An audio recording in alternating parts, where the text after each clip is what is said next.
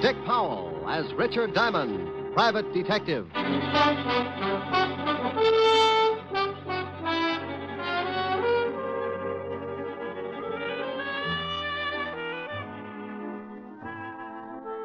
Hello there. My name's Diamond. If you spotted me on the street, you'd probably figure me for an average working man. But you'd be wrong. I fit the description all right because I break my back 6 days a week to keep my piggy bank nice and stuffed. But my occupation puts me in a class by myself. I'm a private, nothing in this world but detective. You probably say, so what? The average working man comes under the heading of a lot of different jobs, and you'd be right on that count. But there's one little thing that puts me in a class all by myself. Trouble. Mr. and Mrs. Average John Doe work 6 days a week to keep clear of it. I put in the same time playing footsies with it. It's a kind of silent partner with references dating all the way back to the year one. People get in trouble every second, and I count on a small percentage to come to me to get them out of it. The rest, odds and good advertising. As an example, take the other night in a little bistro over on 48th Street. A couple of guys sitting at a back table were getting set for a special brand of trouble. The big kind that you find under the heading of murder. Oh, Bert, old boy, this is turning out to be a wonderful evening. Well, I'm glad you're enjoying it, George. Yes. Say, who's a blonde over there in the booth? Well, I've never seen her before, but she's cute. Yeah, she sure is. Good evening, baby. Oh, George, take it What? easy. Maybe she's waiting for someone. Oh, don't be silly. Look, she's smiling.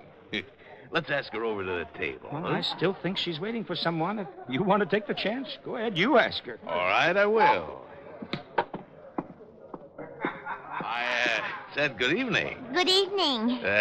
My friend and I noticed you were sitting alone, and we wondered if you'd join us. Oh, I don't believe I can. You see... Oh, please, just for a few drinks? No, really. Thank you just the same. Well, if you say so, but I'll be unhappy for the rest of the evening. Hi, baby. Tony. I'm sorry I took so long, but... Hey, who's this guy? Not Tony. I said, who's the guy? If you'll excuse me. No, you, wait a minute. George, come on. I think we'd better leave. This guy a friend of yours? Yes, he is. Was this guy making a pitch, Nan? No, he only asked me over for a drink. Oh, he did, huh? Now, wait a minute, pal. Please, I made a mistake. I'm sorry. So you made a mistake. Well, I don't like jokers that try and pick up my girl. Hey, wait a minute. You didn't have to slug him. Maybe you'd like to do something about it. Maybe I would. Loud enough. That's the first time Tony ended up on the short end of a fight in a long time. You all right, George? Yes, I think I cut my head. Yeah, you're bleeding all over the place. You better get out of here, mister. I saw the manager duck in the back room. He's probably calling the cops. Here, let me give you a hand, George. Yeah. Here, now, take my hat and wear it over the cut until you get home. I'm getting out of here, too. You want me to drop you off? What about your boyfriend? He's still unconscious. He was that way when I met him. You want the lift or not? What about you, Bert? Oh, I'll be all right. Now, go on. Let her take you somewhere so you can get cleaned up. I'll grab a cab and head for my place. I'll call you in the morning. But I don't Now, want stop to... arguing. You can't afford a scandal. All right. Come on, honey, let's go.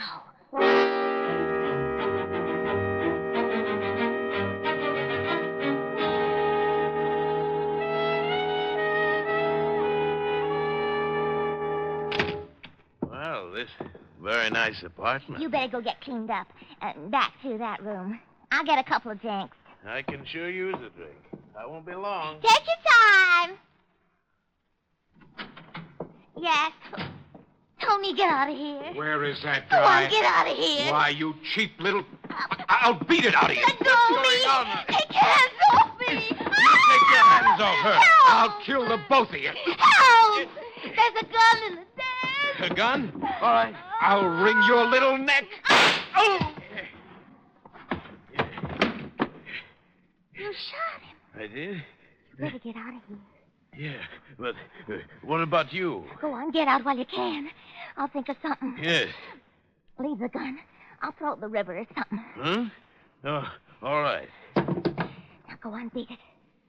You just killed a man.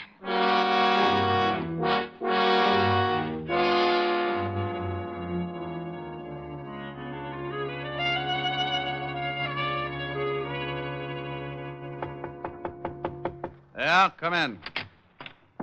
Mr. Diamond. Well, Hennessy, what did you do? Wreck your cab? Nah, it's down in the front. Hey, that's a warm magazine you're reading there. Yeah. Listen to what it says here about women's bathing suits. Huh? 1949 suits allow maximum exposure to sun. Note plunging neckline. Note. Who's going to miss it? If it plunged in the lower, it'd wind up at the bends. Yeah.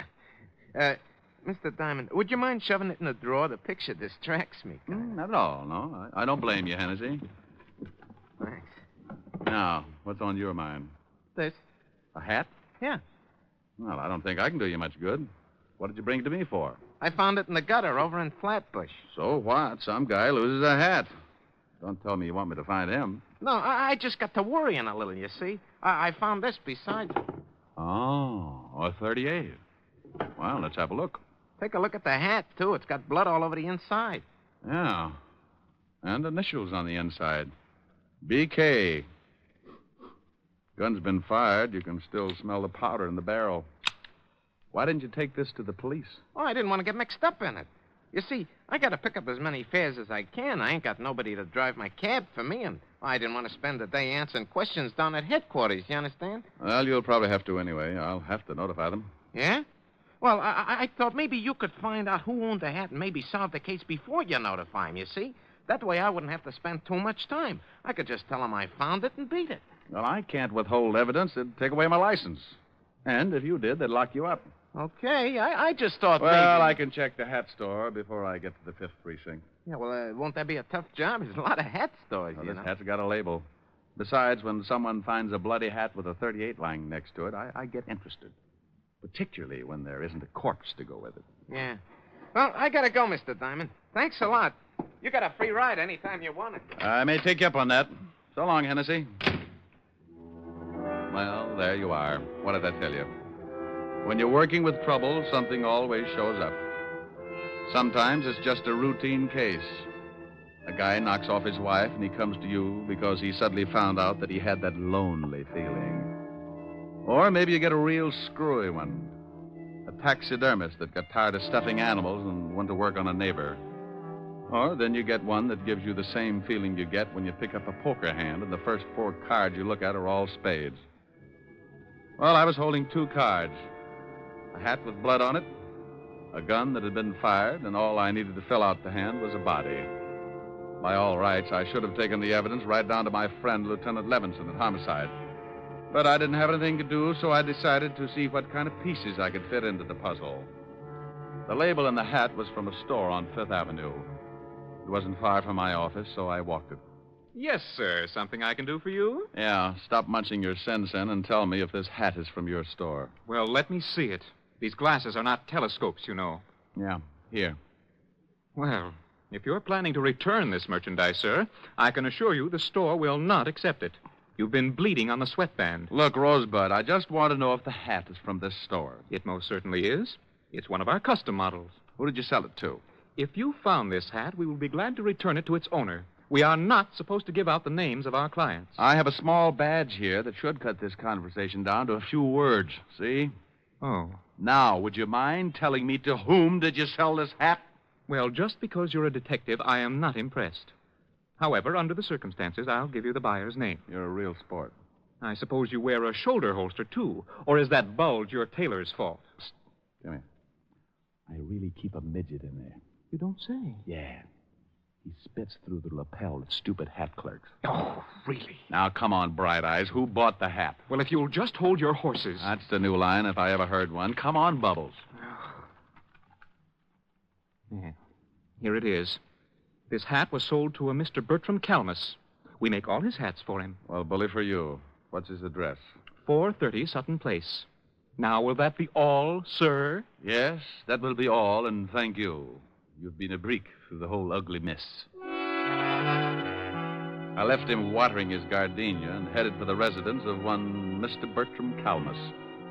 The apartment house was about 10 blocks away, and with the money I had in my pocket, all taxicabs started looking like iron claws with 4 wheels. I walked. Yes? How do you mean that? Yes, I don't want any. Oh, and I've got a pretty good sales stock. I never buy anything unless I have a demonstration. My middle name is Semper Paratus. Like the Coast Guard, I'm always prepared. I suppose I could top that, but I'm getting tired of trying to close the door on your foot. What is it you want? I hate to admit it, but I'm looking for Bertram Calmus. My husband. Good for him. Is he in? No, but he will be any minute. Into the boss. This hat, I believe, is his. What blonde's apartment did it turn up in? It was found in a gutter in Flatbush. Well, Flatbush is a little out of his territory, but the gutter sounds familiar. What's that stain all over it? Blood. Does your husband bleed a lot? Not recently. We've been getting along. Are you from the police? I'm a detective. Oh. Come in. I'd hate to be selling brushes. I'd have slammed the door on your face. Oh, well, then I made an impression. Perhaps. Let's just say you're waiting for a sacrifice to move you to second base. Won't you sit down? Thanks. What happens when I round third? That depends on your batting average, Mr. Diamond, Mrs. Calmus. That fits. Now, getting back to a very dull subject, does this hat belong to your husband? I don't know. It looks like one of his. Has it got any initials in the band? Mm-hmm. BK. When did you find it? I didn't. The cab driver picked it up this morning. And it isn't my husband's blood. He left about a half an hour ago to do some shopping, and he was very bloodless. No cuts on his head? No cuts. He came in around 2 this morning. He'd been drinking, but he wasn't cut up. Oh, here he is now. I hope we can discuss baseball another time. Oh, I got all the things you wanted, and... Bert, this is Mr. Diamond. He's a detective. Yeah? Well, how are you? Fine, Mr. Calmus. Tell me, is this your hat? My hat? Let me see it. Why, no, it isn't. The hat store on Fifth Avenue says they sold it to you. Well, I can't help what they say. That's not my hat. Are you sure, darling? It was found in a gutter. I don't care if they found it on a Yale man in the Harvard Club. It's not mine. Well, I guess I'll have to take your word for it. Wait. Isn't that blood on the hat? Yeah. Well, goodbye, Mrs. Calmus, Mr. Calmus. Nice meeting you both. I'll see you to the door. I can do it. I know you can, dear. Coming, Mr. Diamond? Sure. Goodbye. Come back again, Mr. Diamond. Well, goodbye, Mr. Calmus. Where can I call you? What? I can't explain now. Where can I call you in about a half an hour? My office. It's in the book. You'll hear from me, but please don't do anything until then. Okay. Half an hour. Then I go to the police with this hat.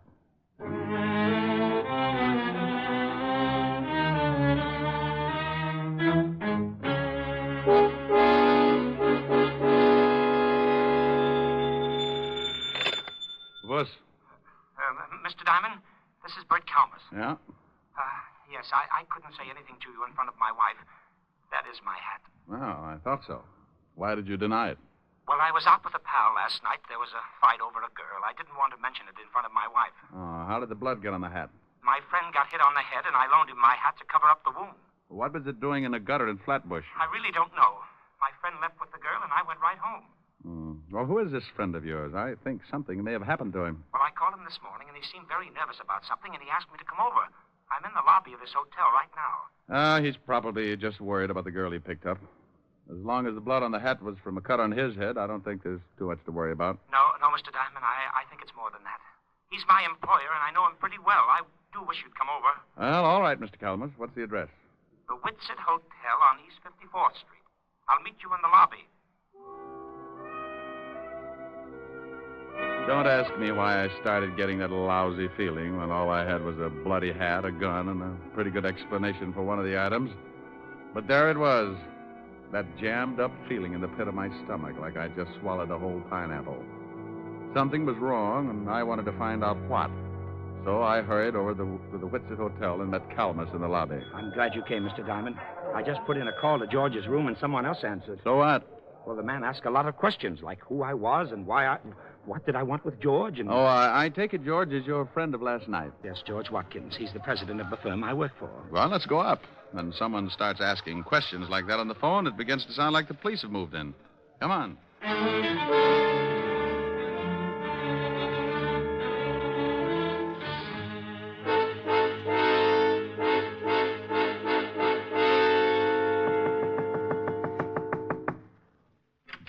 Yeah? Oh, hello, Walt. Rick, what are you doing here? Fair question. I'll answer yours if you'll do the same for me. I came up to see a Mr. George Watkins. So did I. Well, what's the matter? Is George in some kind of trouble? Who's this guy? Oh, he's a friend of Watkins, works for him. Oh, yeah? Well, come on in. George. George, what's going on here? You better let the lieutenant tell you, Bert. I can't think anymore. What's the charge, Walt? Murder. Murder? We got a call from a girl last night who said a man named George Watkins killed someone in her apartment. When we got over there, we found the girl dead, too. Oh, well, you must have the wrong man, Inspector George. Lieutenant. And I'm sure you think George wouldn't, but he just confessed. George? Yes, Bert, I killed the man. But I didn't kill her. The man came in and tried to strangle her. She told me to get the gun in the drawer, and when the man wouldn't let her go, I shot him. That isn't what the girl told us. She said she took this guy home after he'd been in a fight, and when they got to her apartment, he made a pass just as her boyfriend came in. Then Watkins shot him and ran out.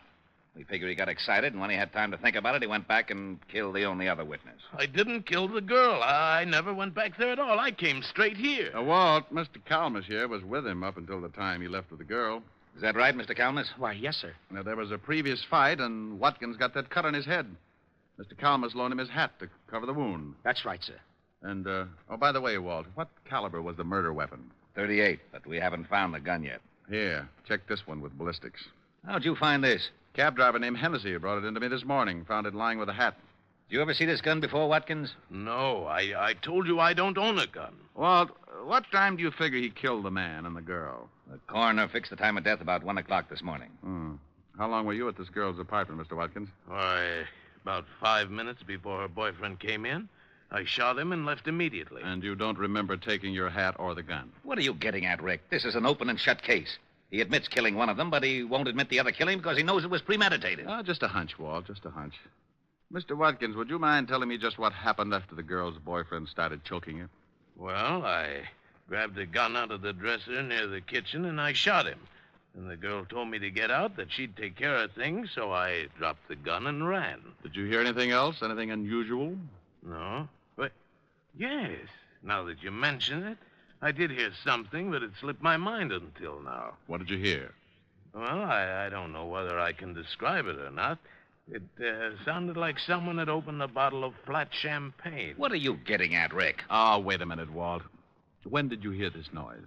Right after I shot the man. I remember wondering if someone hadn't opened a bottle in the kitchen. Is that where the noise came from? Yes, I think so. All right, if I go over and case the scene, Walt? We've done that. Yeah, but you weren't looking for something.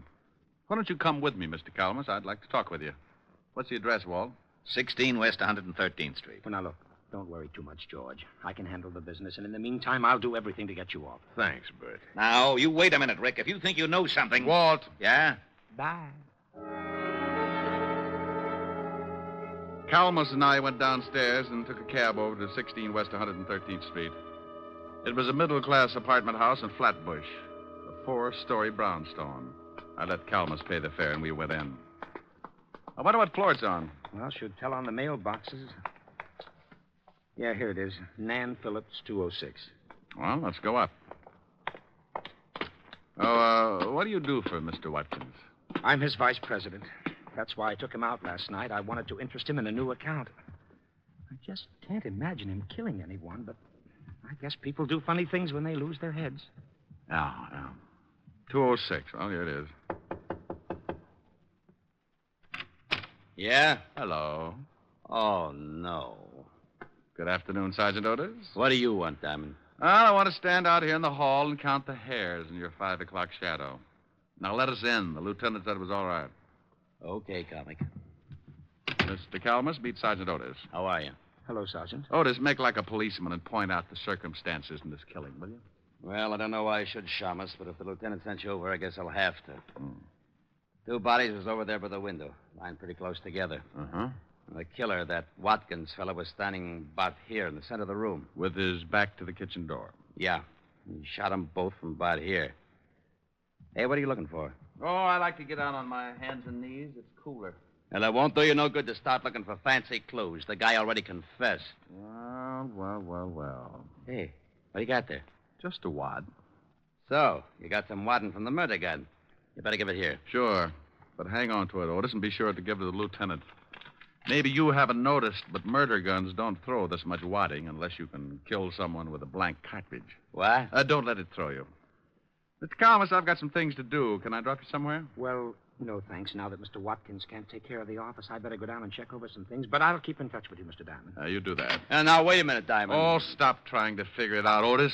You'll snap your wig. I was getting close to something. I wanted to tie the ends together before it caught up with me. I had a big, fat hunch that Watkins had been framed good, and the more I found out, the more it looked like a killer was still loose. The whole setup had been screwy from the first. Why would a guy lose his hat and drop his gun in the same place? Or, if he threw them both away, why wouldn't he burn the hat and throw the gun in the river? Nobody's frightened enough to lay them side by side in the gutter. I learned a lot since this morning, and I was certain of one thing. The killer tried to make it look good, but he was an awful amateur. I knew something else, too. Amateurs can be awfully mean sometimes when you corner them. I put in a call to Walt and told him what I had, and then I asked him to give me half an hour and meet me at Mrs. Calmus's flat. I grabbed another cab, and 20 minutes later, I was sitting on a long couch next to Mrs. Calmus. It's easy to get that crowded feeling, even on a long couch. You just both sit on the same cushion. Comfy? Oh, yeah. What kind of perfume is that? My sin. Past or future tense? A rounding second. What brought you back, Mr. Diamond? Oh, I want to ask a couple of questions. Past or future tense? What time did your husband get in last night? I told you about 2 o'clock. Why? Do you know if he knows a girl named Nan Phillips? I really don't know. Oh. Well, all right. Just a few more questions, and then we'll get back to that perfume. I'll think ahead. You said you'd been getting along with your husband. Would you mind explaining that? Certainly I like nice things, and lately he's been buying them for me. Oh. What's your husband's salary? About $15,000 a year. Oh. Could he afford to buy you these things? Well, he told me he was getting a raise and that he'd gotten a big advance. What's this all about? Maybe I'd better tell you. Bert, I didn't hear you. I did. What are you doing with that gun? I'm going to use it. I found Mr. Diamond making passes at my wife, and I shot him. Are you crazy? Don't ask him that. He's allowed to start thinking about it. You can't shoot me and get away with it, Calmus. What are you going to do with your wife? She won't back you up. No, I guess she wouldn't. All right, both of you, get up and walk downstairs to my car. Bert, what are you doing? Your husband killed 2 people last night, Mrs. Calmus. Now he's going to try and cover because he guessed I knew how it was done. You're not going to kill me, too. Get moving. Bert, please. Go on. Better do as he says. Why did you kill anyone, Bert? He wanted to frame his boss. I'll bet when the company checks, they'll find out he's had his hand in the till. They won't find out, Mr. Diamond. With Mr. Watkins' book for murder, I'm next in line for president. I'll be able to fix the book so it will look like he took the money, too. Is that where you got the money for all those things you've been buying for me? You shot the man and the girl from the kitchen with a silencer, didn't you, Bertram? That's right. I knew you were onto something when you discovered that wad from the blank cartridge. I was onto something a long time before that. Yeah? All right. Come on. Over to that gray sedan, and remember, I've still got this gun in my pocket. You're an amateur, Bertram. Is that right? Sure. I knew you had something to do with it when we got over to the girl's apartment. I didn't know what floor it was on, and you looked in the mailboxes. That's the best way to find an apartment, isn't it? Yeah, but not once at any time did anyone mention the dead girl's name. But you knew it and found it on the mailbox. All right, stop right here. Open the door, Gene, and get in first. The front seat. Bert, please. Get in. All right. Now you, Mr. Diamond, you're going to drive. You know, I left my license in my other suit. Stop stalling.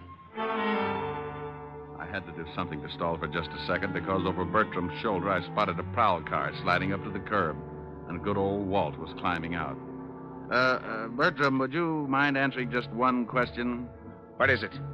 The gun that Watkins thought he killed the man with was loaded with blanks, wasn't it? Sure. I killed the guy from the kitchen with a silencer. The whole thing was rigged, huh? The man and the girl were supposed to stage that fight, and Watkins was supposed to shoot the guy with the dummy slug. You said one question. Now get in the car. All right, Calmus, don't move. What? Why, you... Duck, Rick! That was a close one. You're so right, Walt. Take his gun. I think you'll find it's the one that Watkins fired the blanks from. How is he? On his way. Hey, Bertram. I'll go call the wagon. Bertram, Yes. you want to tie the ends together? I paid the girl and the man to stage the fight. I told them I wanted to frame George and blackmail him. So you framed him with a double murder instead. Why? I've been stealing money from the company. How'd you know it was me? Well, knowing the girl's name for one thing, and your wife told me you'd gotten in about two. Oh. You told me over the phone you went straight home after the fight in the cafe. The killing took place about 1. Watkins said he'd been at the girl's for 5 minutes. About 15 to get to her place, so that meant you all left the cafe around 12:30. It doesn't take an hour and a half to get... Hey, Bertram. Simon, Huh? I don't think Bert can hear you. Yeah. Well, it was a pretty dull story anyway.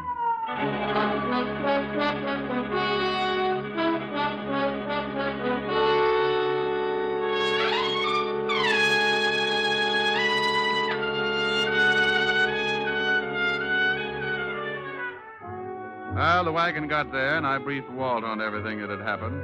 They took Mrs. Calmus home and released Watkins.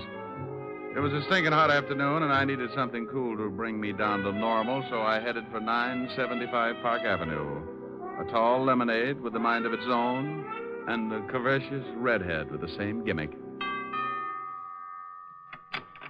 Yes? Oh, good afternoon, Mr. Diamond. Afternoon, Francis. Miss Asherin? Yes, sir. She's in the study, reading. Thanks, Francis. Oh, how about something cool? Yes, sir. Right away, sir. Hi. Hi. Wow, you look cool enough. That's a nice getup. You like it? It's the newest thing. Yeah, I saw it in the magazine. What do you do if it shrinks? Oh, silly. No, I'm concerned. You might get raided. Don't you like it? Yes, ma'am. What do you think of me? Oh, you're adorable. You're beautiful and you're cute. Hey, that sounds like a song. Mm-hmm. Come here. No, not sing it. It's cute. That's too hot. I'm rather cool. Well, I was only lukewarm until I spotted that play suit. Go on. A, you're adorable. Okay, but then I want to play. Get it? Play suit? That was then. Oh, yeah, I did. I know. Go on. Hey, you're adorable. B, you're so beautiful. C, you're a cutie full of charm. D, you're a darling. And E, you're exciting. And F, you've got feathers on your arm. Oh, Rick. G, you look good to me. H, you so heavenly. I, you're the one I idolize. J, we're like Jack and Jill. K, you're so kissable. L is the love light in your eyes. Rick. M, so I'm to finish? I love you. Oh, you're sweet. Come here. Mm-hmm. Just one moment, sir. Yes, Francis? I'm not going to be embarrassed again. Here's your lemonade. Thank you, Francis. Oh, it's nothing, sir. A, you're adorable. B, you're so beautiful. C, you're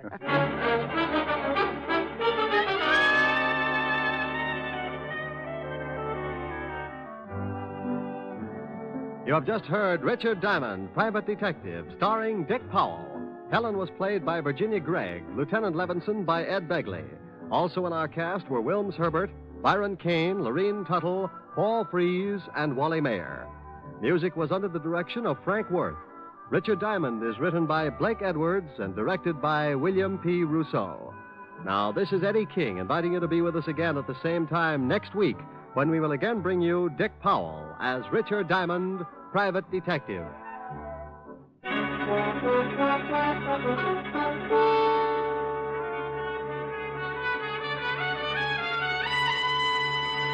This is NBC, the national broadcasting company.